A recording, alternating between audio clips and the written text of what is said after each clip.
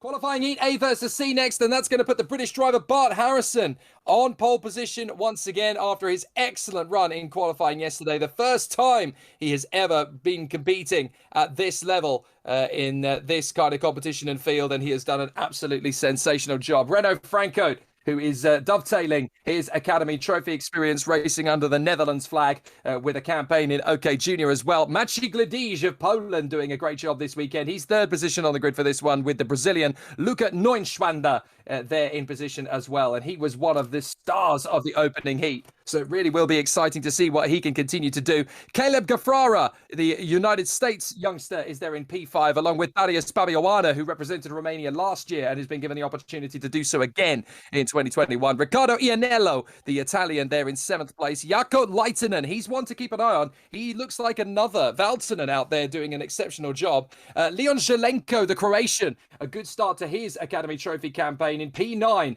from qualifying yesterday. And then the Algerian, who we heard from at the top of the bill, Leo Robinson, doing a fantastic job in his first competition at this level. He has raced in Europe before, but certainly not in an OK Junior equivalent kart. All of these karts, of course, identical, running the OTK chassis. Everything on these karts is absolutely identical to everyone else. All the driver gets is the same kart, the same chassis, the same tyres, the same engine, which is actually pooled over the course of the weekend, so they don't get to choose their engines. They're given what engines they're given, and then they have one mechanic. That's it. There are no teams, and it's purely about racing for your country, the pride of your nation, and giving yourself the best chance to succeed. It really is a sensational category of racing. It's one of my personal favourites in motorsport, never mind in karting. And for me, this is the Junior Olympic Games of motorsport. I absolutely adore it. And we've seen some incredible racing drivers come out of this category over the years, including Formula One racers George Russell and Charles Leclerc. So it really does breed incredible talent.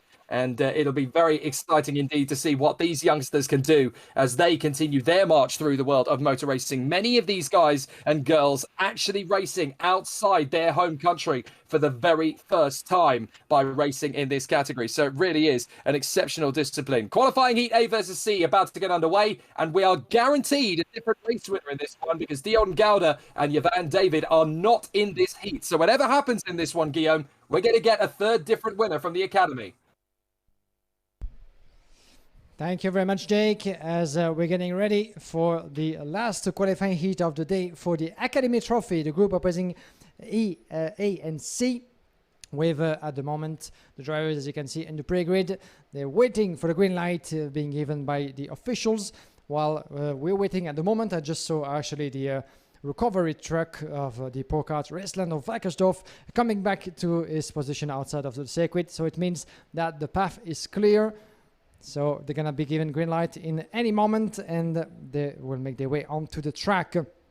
Good to talk to Juho Valtanen indeed, one of the new faces in the gearbox class, the KZ2 category this season, that he does in parallel with his full program with in the OK class, European and World Championship. So a full season for Juho Valtanen, and interesting to follow his path through this new challenge, as he said. Of course, completely different. Not so much of a good start this weekend, but I'm sure he will keep on improving as we still have a lot of a path to go through until the end of the weekend. So at the moment, Bart Harrison, the 502, will be starting from pole position. Another rundown of the grid in just a few moments. Bart Harrison from Britain, his best result, a third place.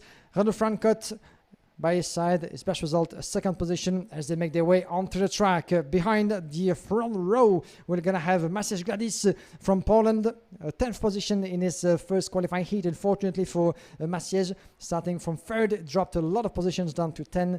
Luca Neunschwander, actually from Brazil, finished third of his first qualifying heat. Further back, we have Caleb Gafrara from the United States with Darius Pabioana from Romania by his side. Then we have the Italian Riccardo Iannello and Finnish Jaakko Lehtinen. Then further back in the rest of the ranking, Leon Zelenko and Leo Robinson on row 5. Row number 6, we'll see Stefano Cagnolo and Aaron Crepsey. Then we have Nicola Ambiado and Noah Montero, row 7. Row 8, we'll see Leon Ochai and Mark Dubinsky start alongside each other, followed on row 9 by Nando Weixelbaumer, Matej Konik, and then in the last few rows of the grid, Joachim, Daniel Moalem, Lenny Kiefer, Emil Gedrum, Sebastian Quapeng, and Servidas Simkus. another batch of 24 drivers in the FIA Karting Academy Trophy. As we got a chance to talk to some of the precedent and previous winners and contenders. Gio Valtanen was one of them, of course, representing his country, Finland, in the Academy Trophy not so long ago, after a couple of years in OK. Now he's doing a gearbox, as we had also Kay Sixnelis behind our mic. Even more impressive path for young Sixnelis from Lithuania, as 2 years ago he was winning this very competition in Lonato. And this time around, after a year in OK, is in KZ2. So talking about a fast career, a fast start of a career. So let's see any of the drivers here that can actually make a similar path. It's remain to be seen, but some of the names already quite impressive. Bart Harrison, René Frankot, Jevan David, certainly one of the revelations of this weekend with 2 wins already. Who's going to be able to take the win in this race? Will it be a good start? Yes, it is. Green light. Here we go. 9 laps. As Bart Harrison is having a good start. Watch out on the way to turn number 2 with the fast right-hander breaking point. Everybody needs to go through safely. We had a bit of a trouble early on, and we have another driver going off on the inside, but able actually to keep going, I think it is. Yes, indeed, a bit of a trouble further back in the field, but everybody seems to be on track at the moment. So let's have a close look at the battle at all stages, as you can see, trying to find your best way, trying to find your space into that very, very hectic field. But by the look of it, it seems that Bart Harrison was able to keep his advantage, so to identify second place is 5:02. I've spoken too soon. Bart Harrison just lost first place, is running in second in front of Masses Gladys. It means that Renaud Frankot might have been able to get ahead himself in the lead. Let's wait for them to cross the line, completing lap number 1 confirmation of the good start of Renaud Frankot. Indeed, a second place for him early on, and on his way to what could be victory. He wants that win, and he did what he needed to. Further back, the good battle is on, as Bart Harrison has lost another position to Masses Gladys. Gladys up in second, I think it was. The battle is very, very tight indeed. Gladys in second, confirmation on your screen. Bart Harrison down in third. Then we have further back Lucas Neuenskander in fourth in front of Ricardo Ianiello. Caleb Garafar down to 6. Leo Robinson is 7 with 3 position gain in the first lap in front of Darius Babayona, Leon Zelenko and Stefano Cagnolo. That's what. Oh, and a bit of a trouble over there for, I think...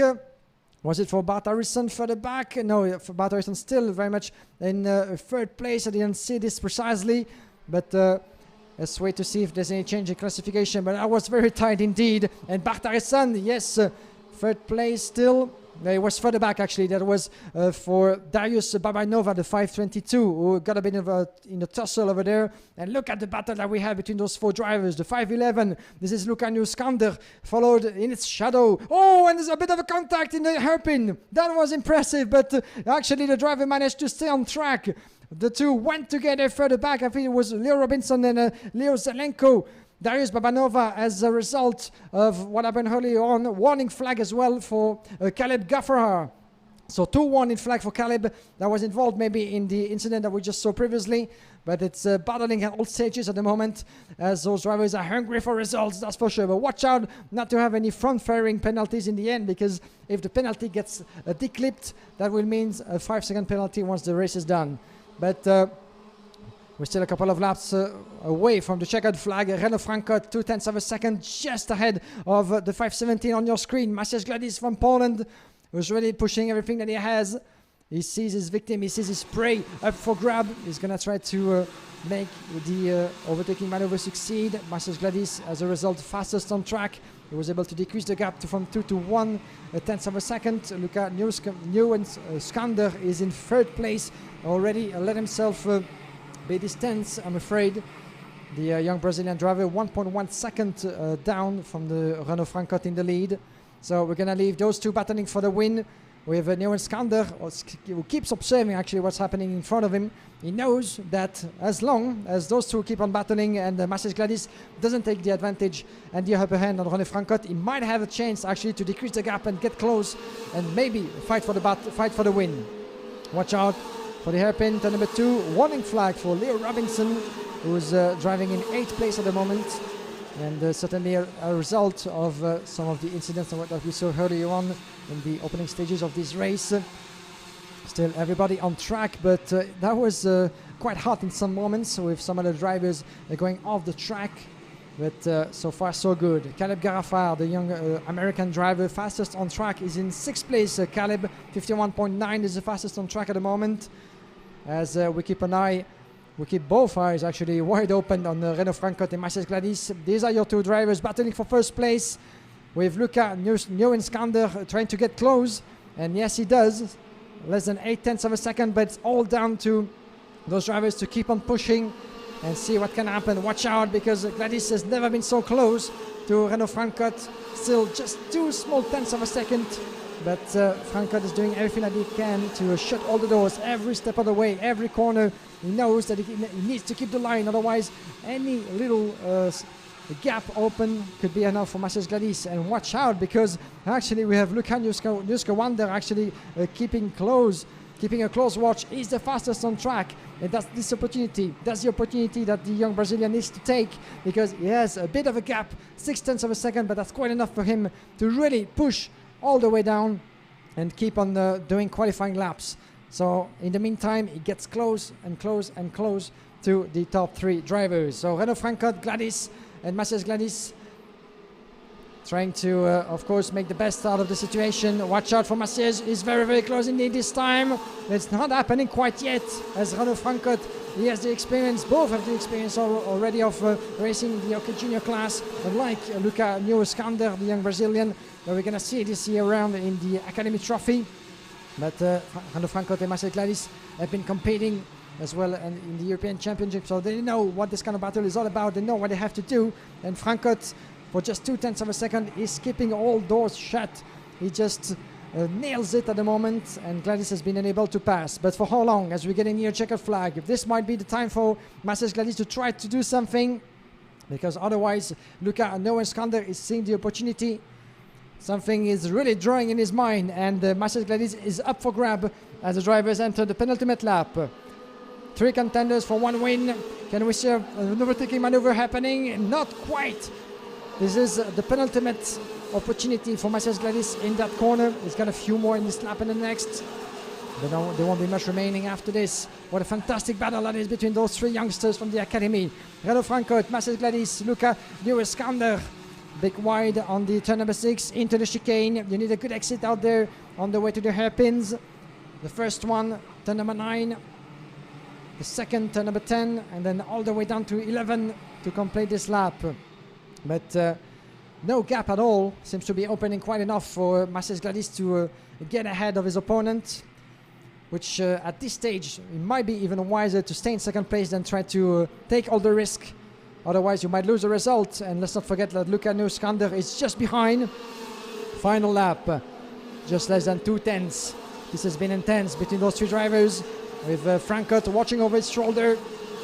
Gladys is very, very close indeed. And watch out for the young Brazilian behind. Can he actually try to go around? That was very, very close. Mark Dumdiski is the fastest on track. Watch out, this is a great battle, great racing, as Gladys is being stuck between the 2. What can he do? He needs to go through. He needs to make the other thing stick. Otherwise, he's going around the inside of the hairpin, because he knows that Nieuwenskander behind is dead threatening. One last corner before the turn 11. Oh, he's getting around the inside. Fantastic. Wheel to wheel almost. And Lucas Nieuwenskander goes through in turn 11. What a fantastic finish that will be. Let's keep an eye on what's going to happen. And this is Luca Nieuwenskander in second place. Incredible hand of a race for the young Brazilian. Renaud Francot wins this one. It was a very close call for Renaud Francot, as we had a yellow and 1 driver out in the last lap in the hairpins, the 3rd sector. The 5:33, if I'm not mistaken, actually that got out. Was it Emil Gerdrum? I think it was. He was trying to get back on track. But what a victory for Renaud Francot. His first of the weekend in front of Luca Nieuwenskander, who takes his best result so far. Maciej Gladys is 3rd in front of Ricardo Janiello. Caleb Garafar is 5th, followed by Leo Zelenko, Mark Dubinski, Leo Robinson, Jaco Leitinen, Darius Babanova in 10th place, followed by Bart Harrison, Noah Montero, Leo Okiei, Nicola Ambiado, Nando Wexelbaumer. Then we have Aaron Krepski, Stefano Gagnolo, Matej Konik, Juno Kim, Lenny Keffer in 20th position, followed in 21st by Daniel Moalem, Silvida Simkus, Sebastian Kwampek, and the retirement confirmed, unfortunately, in the last lap for Emil Gerdrum. Good performance, Jake, that we've had here for Renault Francotte, but what a finish, what a battle that was between those three drivers, and Noé Skander was able to get ahead in second place.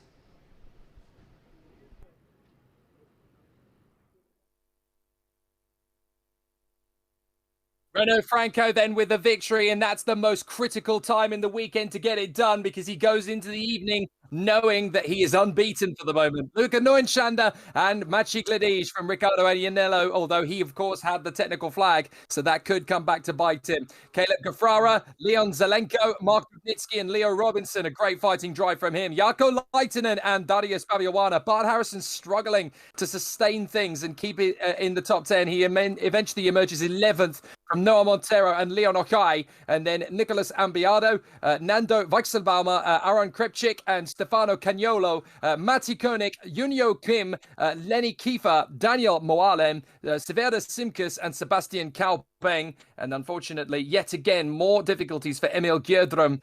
What does that kid have to do to cut a break? He really has had two awful race heats from his point of view. He would have liked to have had a lot more success fresh out of the blocks there, and it just hasn't gone his way at all. So that's the end of the academy races for the day.